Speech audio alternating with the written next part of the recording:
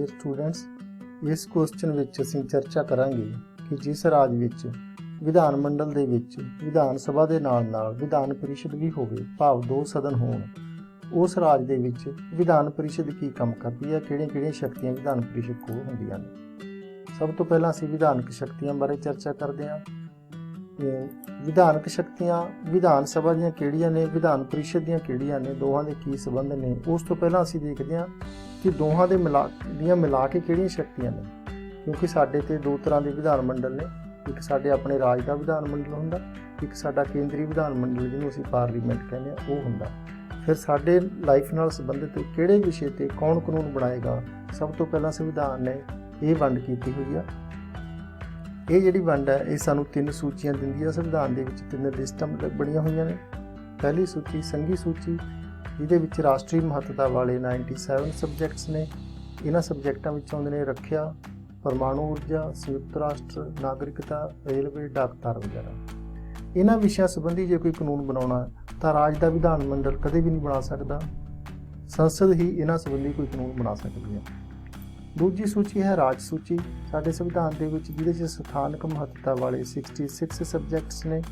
ਇਹਨਾਂ ਵਿੱਚ ਮੁੱਖ ਸਬਜੈਕਟਸ ਨੇ ਕਾਨੂੰਨ ਵਿਵਸਥਾ ਮੇਨਟੇਨ ਰੱਖਣਾ ਰਾਜ ਦੇ ਵਿੱਚ, ਪੁਲਿਸ ਪ੍ਰਬੰਧ, ਜੇਲ੍ਹਾਂ ਦੀ ਸੰਭਾਲ, ਜਨਤਕ ਸਿਹਤ, ਖੇਤੀਬਾੜੀ ਆਦਿ। ਇਹਨਾਂ ਸੰਬੰਧੀ ਕੋਈ ਕਾਨੂੰਨ ਬਣਾਉਣਾ ਤਾਂ ਰਾਜ ਦਾ ਵਿਧਾਨ ਮੰਡਲ, ਜਿਹਦੇ ਵਿੱਚ ਵਿਧਾਨ ਸਭਾ ਵੀ ਹੁੰਦੀ ਹੈ, ਵਿਧਾਨ ਪਰਿਸ਼ਦ ਵੀ ਹੁੰਦੀ ਹੈ, ਰਾਜਪਾਲ ਵੀ ਹੁੰਦਾ, ਉਹ ਕਾਨੂੰਨ ਬਣਾ ਸਕਦੇ ਨੇ। ਤੀਸਰੀ ਸੂਚੀ ਹੈ ਸਮਵਰਤੀ ਸੂਚੀ। ਸਮਵਰਤੀ ਸੂਚੀ ਦੇ ਵਿੱਚ 47 ਸਬਜੈਕਟਸ ਨੇ, ਜਿਨ੍ਹਾਂ ਸੰਬੰਧੀ ਸੰਸਦ ਵੀ ਕਾਨੂੰਨ ਬਣਾ ਸਕਦੀ ਹੈ। ਰਾਜ ਵਿਧਾਨ ਮੰਡਲ ਦਾ ਅਧਿਕਾਰ ਖੇਤਰ ਵੀ ਇਹਨਾਂ ਵਿਸ਼ਿਆਂ ਤੱਕ ਆਉਂਦਾ। ਪਰੰਤੂ ਜੇ ਕਿਸੇ ਵਿਸ਼ੇ ਸੰਬੰਧੀ ਰਾਜ ਵਿਧਾਨ ਮੰਡਲ ਨੇ ਵੀ ਕਾਨੂੰਨ ਬਣਾਤਾ, ਸੰਸਦ ਨੇ ਵੀ ਕਾਨੂੰਨ ਬਣਾਤਾ, ਉਹ ਦੋਵਾਂ ਕਾਨੂੰਨਾਂ ਦੀਆਂ ਕੁਝ ਪ੍ਰੋਵੀਜ਼ਨਾਂ ਇੱਕ ਦੂਜੇ ਦੇ ਵਿਰੁੱਧ ਨੇ, ਓਵਰਲੈਪ ਕਰਦੀਆਂ ਨੇ, ਤਾਂ ਓਵਰਲੈਪਿੰਗ ਦੀ ਹੱਦ ਤੱਕ, ਕੰਟਰਾਡਿਕਸ਼ਨ ਦੀ ਹੱਦ ਤੱਕ, ਵਿਰੋਧ ਦੀ ਹੱਦ ਤੱਕ ਸੰਸਦ ਦਾ ਬਣਾਇਆ ਕਾਨੂੰਨ ਲਾਗੂ ਹੁੰਦਾ, ਰਾਜ ਵਿਧਾਨ ਮੰਡਲ ਦਾ ਬਣਾਇਆ ਕਾਨੂੰਨ ਲਾਗੂ ਨਹੀਂ ਹੁੰਦਾ। ਇਸ ਤਰ੍ਹਾਂ ਸਭ ਤੋਂ ਪਹਿਲਾਂ ਤਾਂ ਅਸੀਂ ਦੇਖਿਆ ਕਿ ਕਾਨੂੰਨ ਬਣਾਉਣ ਸੰਬੰਧੀ ਰਾਜ ਵਿਧਾਨ ਮੰਡਲ ਦੀ ਸ਼ਕਤੀ ਕੀ ਆ, ਕਿਹੜੀਆਂ ਸ਼ਕਤੀਆਂ ਨੇ ਜਿਹੜੀਆਂ ਕੇਂਦਰੀ ਪਾਰਲੀਮੈਂਟ ਕੋਲ ਨੇ, ਕਿਹੜੀਆਂ ਸ਼ਕਤੀਆਂ ਰਾਜ ਦੇ ਵਿਧਾਨ ਮੰਡਲ ਕੋਲ ਹੁੰਦੀਆਂ ਨੇ। ਰਾਜ ਦਾ ਵਿਧਾਨ ਮੰਡਲ ਇਹਨਾਂ 66 ਵਿਸ਼ਿਆਂ ਸੰਬੰਧੀ ਕਾਨੂੰਨ ਬਣਾ ਸਕਦਾ, ਇਹਨਾਂ 47 ਵਿਸ਼ਿਆਂ ਸੰਬੰਧੀ ਬਣਾ ਸਕਦਾ, ਪਰੰਤੂ ਇਹਨਾਂ 47 ਵਿਸ਼ਿਆਂ ਸੰਬੰਧੀ ਇਹ ਧਿਆਨ ਵਿੱਚ ਰੱਖ ਕੇ ਬਣਾਉਣਾ ਪੈਂਦਾ ਕਿ ਜੇ ਕੇਂਦਰ ਨੇ ਕੋਈ ਕਾਨੂੰਨ ਬਣਾਇਆ ਹੋਇਆ ਉਸ ਦੇ ਕੋਈ ਅਗੇਂਸਟ ਵਿਵਸਥਾ ਨਾ ਹੋਵੇ। ਹੁਣ ਅਸੀਂ ਰਾਜ ਵਿਧਾਨ ਮੰਡਲ ਬਾਰੇ ਥੋੜ੍ਹੀ ਜਿਹੀ ਜਾਣਕਾਰੀ ਹਾਸਲ ਕਰਦੇ ਹਾਂ।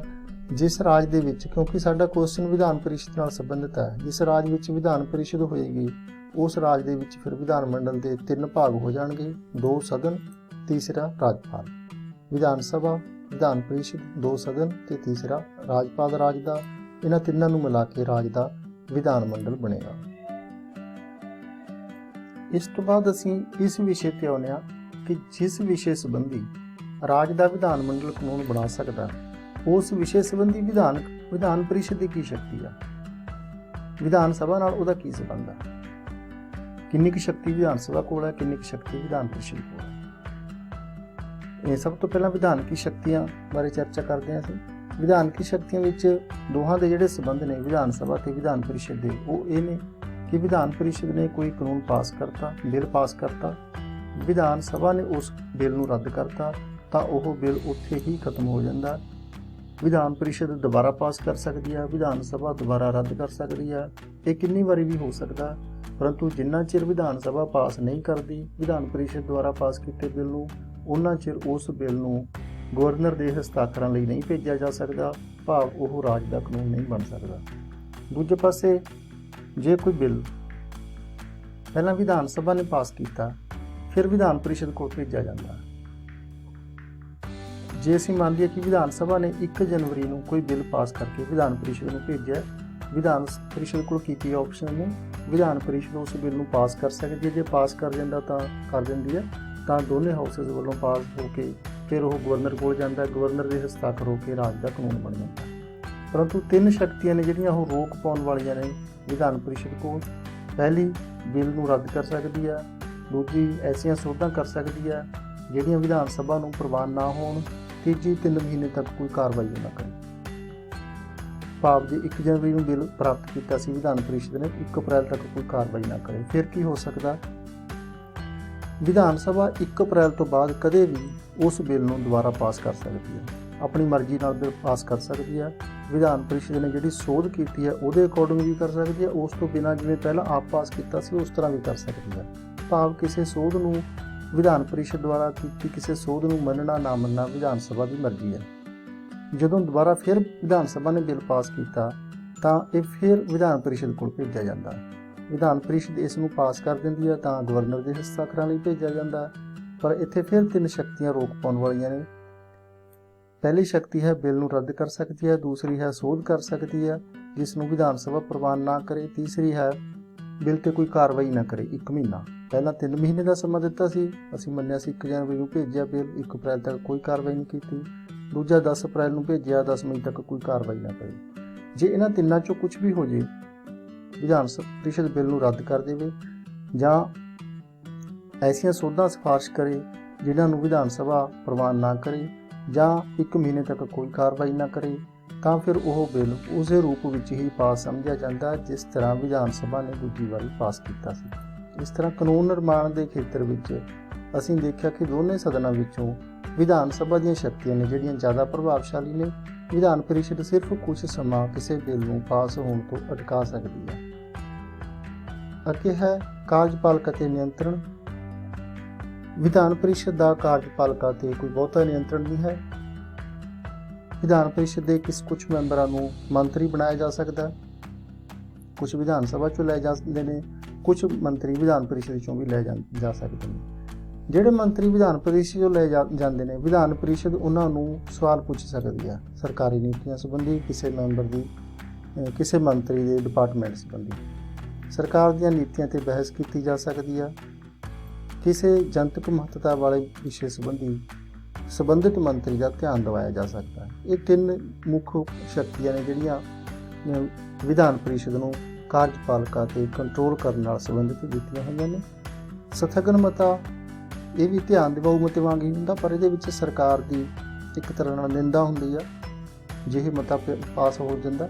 ਇਸ ਲਈ ਵਿਧਾਨ ਪਰਿਸ਼ਦ ਦੀ ਮਰਜ਼ੀ ਤੇ ਡਿਪੈਂਡ ਕਰਦਾ ਕਿ ਜਿਹੜੇ ਵਿਧੀ ਨਿਯਮ ਨੇ ਵਿਧਾਨ ਪਰਿਸ਼ਦ ਦੇ, ਉਹਨਾਂ ਅਨੁਸਾਰ ਵਿਧਾਨ ਪਰਿਸ਼ਦ ਵਿੱਚ ਸਥਗਨ ਮਤਾ ਪੇਸ਼ ਕੀਤੇ ਜਾਣ ਨੂੰ ਅਲਾਉ ਕਰਨਾ ਕਿ ਨਹੀਂ ਕਰਨਾ। ਸਾਡੇ ਬਹੁਤੇ ਰਾਜ ਨੇ ਜਿਹੜੇ ਉਹਨਾਂ ਦੀ ਵਿਧਾਨ ਪਰਿਸ਼ਦ ਦੇ ਵਿੱਚ ਸਥਗਨ ਮਤਾ ਪੇਸ਼ ਨਹੀਂ ਕੀਤਾ ਜਾ ਸਕਦਾ।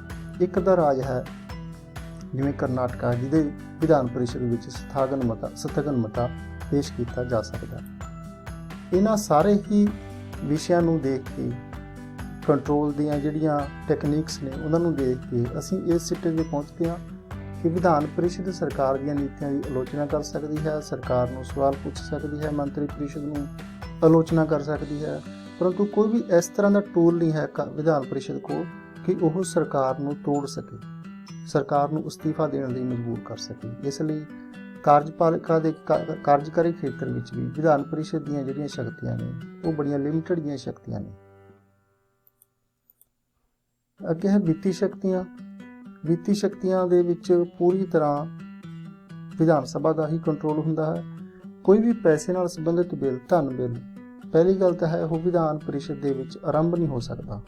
ਪੈਸੇ ਨਾਲ ਸੰਬੰਧਿਤ ਕੋਈ ਬਿੱਲ ਹੈ ਜੋ ਉਹ ਵਿਧਾਨ ਸਭਾ ਵਿੱਚ ਹੀ ਆਰੰਭ ਹੋ ਸਕਦਾ। ਜਦੋਂ ਵਿਧਾਨ ਸਭਾ ਨੇ ਬਿੱਲ ਪਾਸ ਕਰਤਾ ਤਾਂ ਫਿਰ ਉਹ ਵਿਧਾਨ ਪਰਿਸ਼ਦ ਲਈ ਭੇਜਿਆ ਜਾਂਦਾ। ਜੇ ਕਿਸੇ ਬਿੱਲ ਸੰਬੰਧੀ ਕੋਈ ਝਗੜਾ ਹੋ ਜੇ, ਕੋਈ ਡਿਸਪਿਊਟ ਹੁੰਦਾ ਕਿ ਇਹ ਮਨੀ ਬਿੱਲ ਹੈ ਜਾਂ ਆਰਡੀਨਰੀ ਬਿੱਲ ਹੈ, ਤਾਂ ਵਿਧਾਨ ਸਭਾ ਦਾ ਸਪੀਕਰ ਇਸ ਸੰਬੰਧੀ ਫੈਸਲਾ ਕਰਦਾ ਤੇ ਫਿਰ ਉਸ ਦਾ ਫੈਸਲਾ ਅੰਤਿਮ ਮੰਨਿਆ ਜਾਂਦਾ। ਉਸ ਫੈਸਲੇ ਨੂੰ ਕਿਤੇ ਚੈਲੰਜ ਨਹੀਂ ਕੀਤਾ ਜਾ ਸਕਦਾ। ਤੇ ਇਸ ਤਰ੍ਹਾਂ ਦਾ ਬਿੱਲ ਅਸੀਂ ਗੱਲ ਕਰਕੇ ਹਟਿਆ ਕਿ ਵਿਧਾਨ ਪਰਿਸ਼ਦ ਦੇ ਵਿੱਚ ਆਰੰਭ ਹੋ ਨਹੀਂ ਸਕਦਾ, ਵਿਧਾਨ ਸਭਾ 'ਚ ਆਰੰਭ ਹੁੰਦਾ। ਵਿਧਾਨ ਸਭਾ ਨੇ ਜਦੋਂ ਬਿੱਲ ਪਾਸ ਕੀਤਾ ਤਾਂ ਵਿਧਾਨ ਪਰਿਸ਼ਦ ਕੋਲ ਸੁਝਾਵਾਂ ਲਈ ਭੇਜਿਆ ਜਾਂਦਾ, ਸਿਰਫ ਸੁਝਾਅ ਦੇ ਸਕਦੀ ਹੈ। ਵਿਧਾਨ ਪਰਿਸ਼ਦ ਹੈ ਜਿਹੜੀ, ਇਹਨੇ 14 ਦਿਨ ਦੇ ਅੰਦਰ ਅੰਦਰ ਜਦੋਂ ਬਿੱਲ ਪ੍ਰਾਪਤ ਕਰ ਲਿਆ ਆਪਣੇ ਸੁਝਾਵਾਂ ਸਹਿਤ ਬਿੱਲ ਨੂੰ ਵਾਪਸ ਭੇਜਣਾ ਹੁੰਦਾ। ਫਿਰ ਵਿਧਾਨ ਸਭਾ ਦੀ ਮਰਜ਼ੀ ਹੁੰਦੀ ਹੈ, ਕਿਸੇ ਸੁਝਾਅ ਨੂੰ ਪ੍ਰਵਾਨ ਕਰੇ ਤਾਂ ਬਿੱਲ ਸੁਝਾਅ ਦੇ ਸਮੇਤ ਪਾਸ ਹੋ ਜਾਂਦਾ, ਕਿਸੇ ਸੁਝਾਅ ਨੂੰ ਪ੍ਰਵਾਨ ਨਾ ਕਰੇ ਤਾਂ ਉਹ ਸੁਝਾਅ ਤੋਂ ਬਿਨਾਂ ਹੀ ਪਾਸ ਹੋ ਜਾਂਦਾ। ਜੇ ਵਿਧਾਨ ਪਰਿਸ਼ਦ 14 ਦਿਨ ਦੀ ਸੀਮਾ ਦੇ ਅੰਦਰ ਅੰਦਰ ਬਿੱਲ ਨੂੰ ਵਾਪਸ ਹੀ ਨਾ ਭੇਜੇ ਤਾਂ ਫਿਰ ਬਿੱਲ ਨੂੰ ਉਸੇ ਤਰ੍ਹਾਂ ਪਾਸ ਸਮਝਿਆ ਜਾਂਦਾ ਜਿਸ ਤਰ੍ਹਾਂ ਵਿਧਾਨ ਸਭਾ ਨੇ ਬਿੱਲ ਨੂੰ ਪਾਸ ਕੀਤਾ ਸੀ। ਇਸ ਤਰ੍ਹਾਂ ਪੈਸੇ ਨਾਲ ਸੰਬੰਧਿਤ ਬਿੱਲ, ਭਾਵ ਟੈਕਸ ਲਾਉਣਾ, ਘਟਾਉਣਾ, ਵਧਾਉਣਾ, ਕੋਈ ਦਰਾਂ ਦੇ ਵਿੱਚ ਚੇਂਜ ਕਰਨਾ, ਕੋਈ ਖਰਚਾ ਕਰਨਾ ਸਰਕਾਰੀ ਖਜ਼ਾਨੇ 'ਚੋਂ, ਪੈਸੇ ਨਾਲ ਸੰਬੰਧਿਤ ਜਿਹੜੀਆਂ ਵਿਵਸਥਾਵਾਂ ਨੇ ਉਹਦੇ 'ਤੇ ਪੂਰੀ ਤਰ੍ਹਾਂ ਨਾਲ ਵਿਧਾਨ ਸਭਾ ਦਾ ਨਿਯੰਤਰਣ ਹੈ। ਵਿਧਾਨ ਪਰਿਸ਼ਦ ਦਾ ਇਸ ਵਿੱਚ ਕੋਈ ਰੋਲ ਨਹੀਂ ਹੈ। ਇਸ ਤੋਂ ਬਿਨਾਂ ਹੋਰ ਫੁਟਕਲ ਕੰਮ ਨੇ। ਸੰਵਿਧਾਨਕ ਸੋਧ ਹੈ।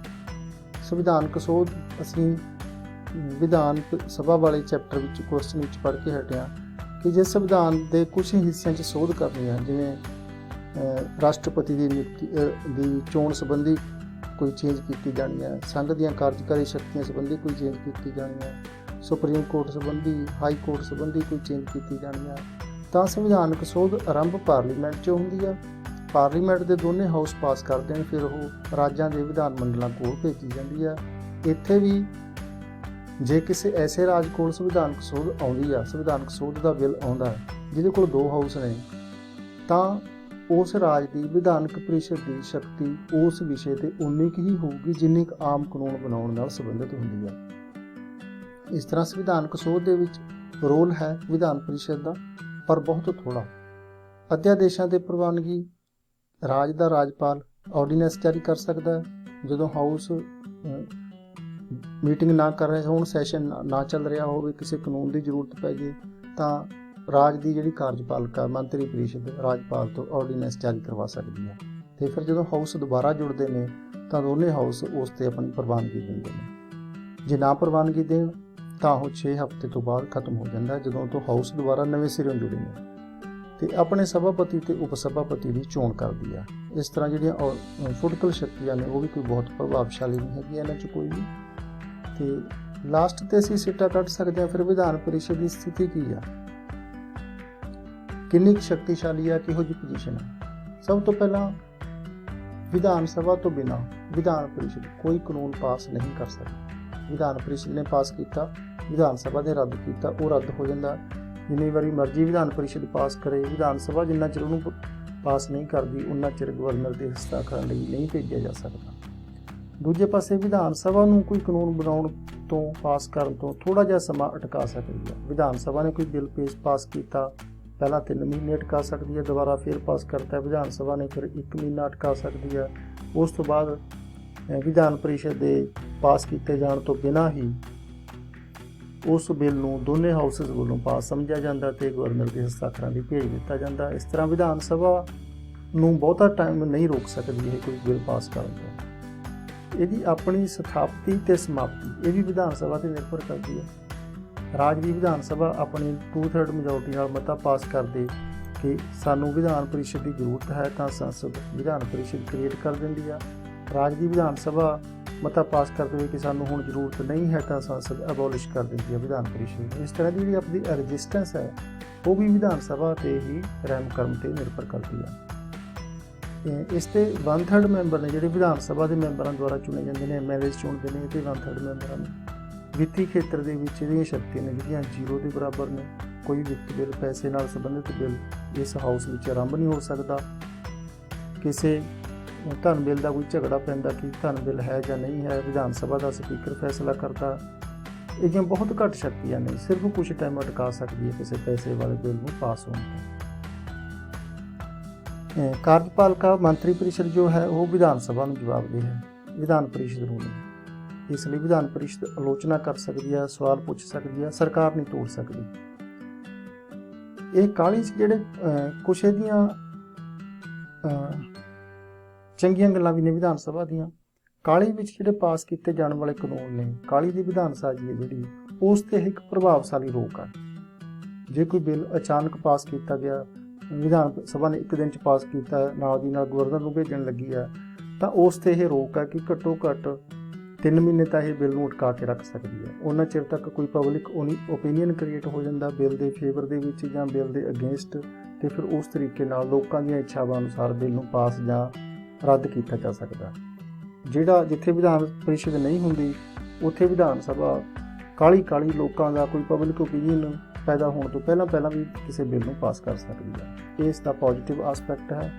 ਦੂਸਰਾ ਦਾ ਪੋਜ਼ੀਟਿਵ ਆਸਪੈਕਟ ਹੈ ਕਿ ਇਸ ਹਾਊਸ ਵਿੱਚ, ਕਿਉਂਕਿ ਆਮ ਲੋਕਾਂ ਨੇ ਚੋਣ ਨਹੀਂ ਕਰਨੀ ਹੁੰਦੀ, ਇਸ ਹਾਊਸ ਵਿੱਚ ਜਿਹੜੇ ਨਿਰਪੱਖ ਸੂਝਵਾਨ ਕਿਸਮ ਦੇ ਲੋਕ ਨੇ, ਜਿਹੜੇ ਨਾਨ ਪੋਲੀਟੀਸ਼ੀਅਨ ਲੋਕ ਨੇ, ਉਹਨਾਂ ਨੂੰ ਸਥਾਨ ਦੇ ਕੇ ਉਹਨਾਂ ਦੇ ਤਜਰਬੇ ਅਤੇ ਸਲਾਹ ਦਾ ਲਾਭ ਲਿਆ ਜਾ ਸਕਦਾ ਹੈ। ਜਿਹੜੇ ਨਾਨ ਪੋਲੀਟੀਸ਼ੀਅਨ ਨੇ, ਜਿਹੜੇ ਐਕਟਿਵ ਪੋਲੀਟਿਕਸ ਦੇ ਵਿੱਚ ਨਹੀਂ ਆਉਣਾ ਚਾਹੁੰਦੇ, ਉਹਨਾਂ ਨੂੰ ਇਸ ਵਿੱਚ ਥਾਂ ਦੇ ਕੇ ਉਹਨਾਂ ਦੀਆਂ ਸੇਵਾਵਾਂ ਰਾਜ ਦੀ ਭਲਾਈ ਲਈ, ਰਾਜ ਦੀ ਬਿਹਤਰੀ ਲਈ ਲਈਆਂ ਜਾ ਸਕਦੀਆਂ ਨੇ। ਇਹ ਸੀ ਰਾਜ ਦੀ ਵਿਧਾਨ ਪਰਿਸ਼ਦ ਦੇ ਕੰਮ ਤੇ ਸ਼ਕਤੀਆਂ। ਬਹੁਤ ਬਹੁਤ ਧੰਨਵਾਦ। Good luck.